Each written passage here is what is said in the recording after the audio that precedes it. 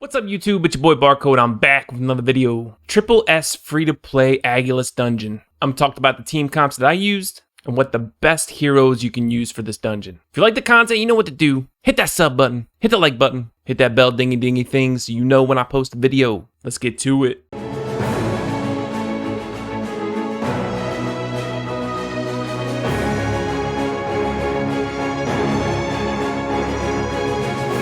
Alright, not gonna lie, I feel pretty accomplished with this Triple S team, especially in my guild where I have a lot of spenders to compete with. I mean, we're a guild, we're a team, right? But out of all of my guild members, I am ranked number 8 on my guild. These are the two teams that I use, and I have a lot more room for improvement. I'm still trying to figure out my first team, but my second team is awesome. They do about double the damage as my first team. There's a lot of repetitive heroes to use, as you can see going through this list of characters that I am using right now. But I'm gonna talk about these heroes, and I'll show you one run. I'm gonna talk about the non-free-to-play heroes that you can use. I'll go briefly into them, because most cases players don't have these heroes. Imogen's going to be good for defense pierce. He, she, whatever, also has a great passive that launches a joint attack. More damage the better. Abaddon is awesome for this dungeon. Not only does he apply a lot of random debuffs, like lowering the defense or the attack or speed or crit rate, whatever, accuracy, whatever, but his passive reducing all cooldowns by 1 turn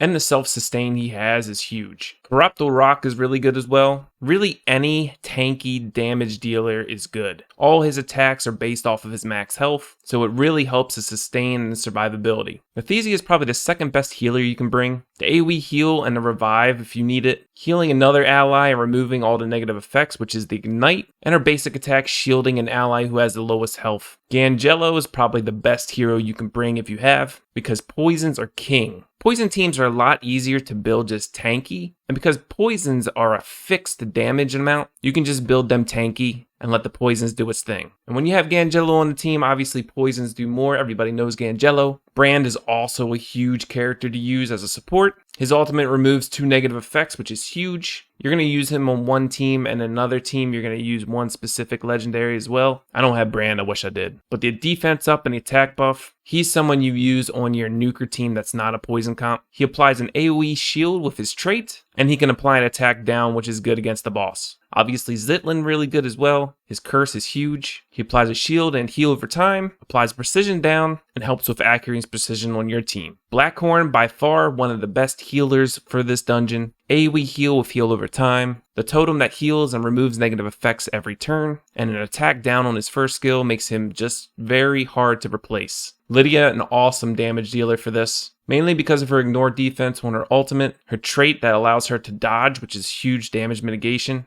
the ability to counterattack on a dodge, which also ignores defense, and accuracy down on her first skill. Sierra as well, with her stackable attack buff and her debuff for the enemy to increase damage taken, very good damage dealer. With all these legendaries, it really just depends on what you have and what you can bring on each team, depending on what kind of team comp you're going to bring. Let's talk about heroes that you most likely might have as free to play. These are epic and elite characters. Like I said, on these teams, you want high HP, self-sustainable kind of heroes that can either do true damage, ignore defense, or do poisons. Some other good heroes to bring are ones that do damage based on the enemy's max health. Ricard is really good here because he does damage based off of his max HP on his ultimate. His trait gives him damage reduction, which is even better if he's ascended. He applies attack down, and he has self-sustain on his second skill, which also removes any negative effects to get rid of that ignite. Gajar is a really good poison character, obviously lined up with Gangelo, but if you don't have Gangelo, that's okay. He will detonate all poisons on his ultimate and applies poison on his second skill and his first skill. Poison's just king here. There's not too many fire epic heroes that you want to bring, but I would probably bring Orak over any of them, just because of his damage based off max HP on his ultimate, the sustain he has on his second skill, and just the ability to apply defense down as well. But for epic heroes, water characters are by far have the best amount of characters to bring, and probably the best overall is my man Hakrin here. Hakrin's ultimate is huge. Increases the max health of your whole team, can stack up to 5 times. That's a 75% max health buff on your team. You can't beat that. Also with his trait giving defense bonus, just a huge support to have. He doesn't do much damage, but it's all about the team you bring him with, and he's best on a poison team comp. Andre's really good if you can build him, which you can in the shop. He's your nuker team, High damage on his ultimate. Whenever they apply a negative effect, he will dispel it, giving him rage. If you're not familiar with him, his rage grants 30% crit damage.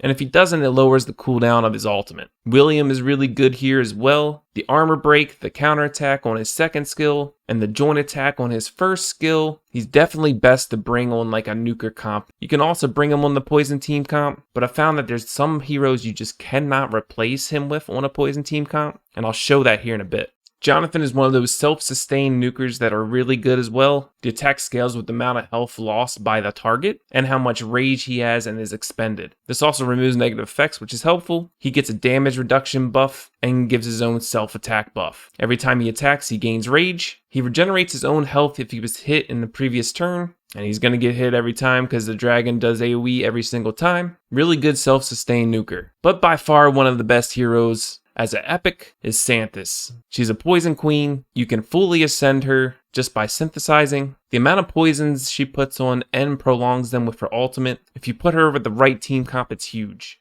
Alright, for the true free-to-play fans, if you don't have any of those legendary epic characters, you gotta have at least 3 or 4 by now, right? But I'm gonna give you some options to choose. Raven, you just gotta build her tanky and just turn off all her skills and let her use her first skill as a poison. It's a poison for 3 turns, mind you, and it has an 80% chance, which is the highest poison applying application percentage. Just build her as tanky as possible, and don't worry about her other stats. My boy Roger, self-sustain, damage based off his max HP. I'm building on my ult account. I just love this dude. Every time he gets hit, he does damage based off his max HP, 10%. He's going to get hit every round. Really good trait to have. His ultimate can do a lot of damage as well, based off his max HP again. And his second skill has a regeneration of 30% of max health, which is really good. Valok is a beast in this dungeon. You turn off all his skills. Make sure he only uses his first skill, which applies a poison at a 50% chance. His passive, anytime his allies are hit, it has a chance to apply a poison again. So that means every round he has a chance to apply 1 to 3 poisons.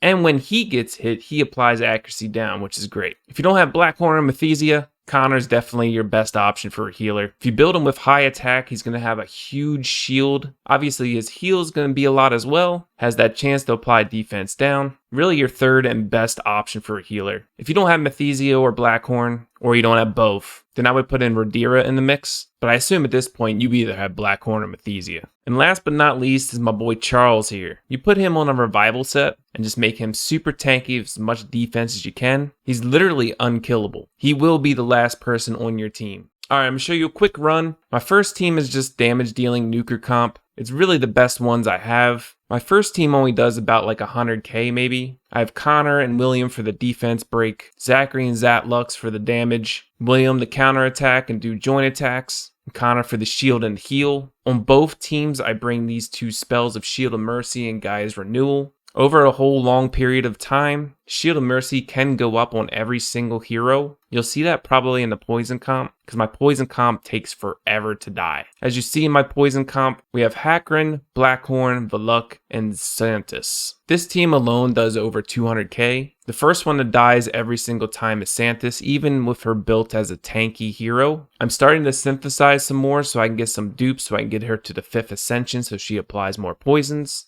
And I plan on 6-starring her soon so that she can survive a little bit longer. I'm probably going to skip Team A and just go straight into Team B and show you how well it does. I'm going to run these on auto as well because I just don't want to manual it. I try to manual it and I probably could get a little bit more. But it just takes too long, so I'm just going to auto it because free to play, I'm not going to have like super high numbers anyway. There may be a time at the end where I'm going to try to manually do it, but the difference between auto and manual is not very much. So I'm just going to go skip through this auto, the nuker stage of my team comps to get straight to the poisons. Just a quick note as well, I really wish I had a high level Andre or have him at level 60. He's level 50 right now, but I feel like I could replace him with Zachary here and I would get a lot more damage. So if you have an Andre, you can use this team comp and replace Andre with Zachary, but since he's not level 60 yet, Andre dies really fast, so that's why I'm using Zachary. Alright, so team 1 only only did 88,000, but you'll see how much damage this team does here. The poison team comp is just fantastic. I need to turn off the skills on Valuk. It's usually it is on my phone, but not on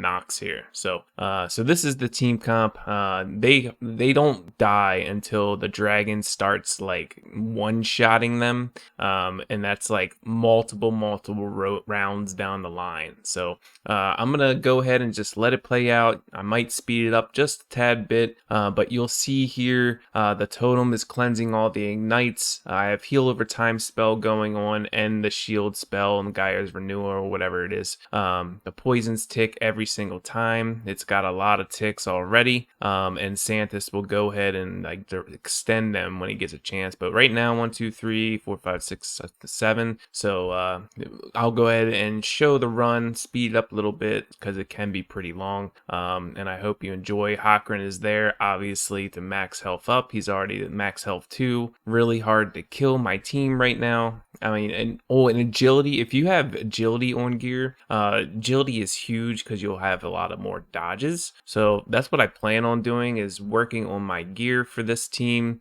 having high tankiness, a lot of agility so they can dodge, and then hopefully getting Santis a 6-star and they can survive a little bit more, because you'll see Santis die here before anybody else, and you'll just see all the poisons going off with the luck on the AoE damage to my team. I really want to ascend Santis as well so I can get more poisons off every single time, but I'll let you enjoy the video here and see what my poison team comp can do and can end with on auto. So I hope you guys enjoy it.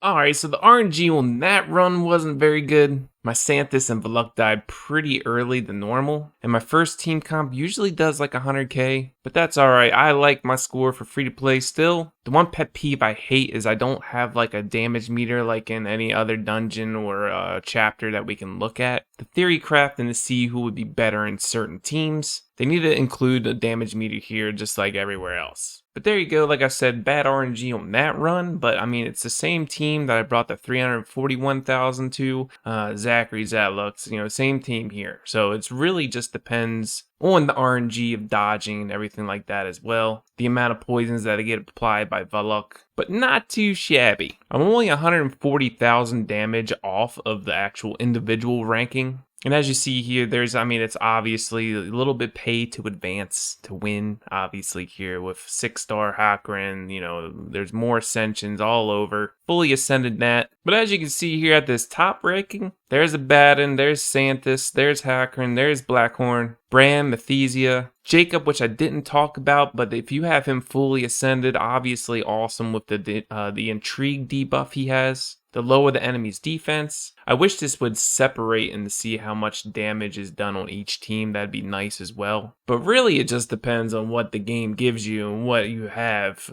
to bring for damage dealers or nukers or whatever the case may be. That's it for today's video. If you like the content, you know what to do. Hit that sub button, hit the like button, hit that bell dingy dingy thing. See you in the next one. Peace.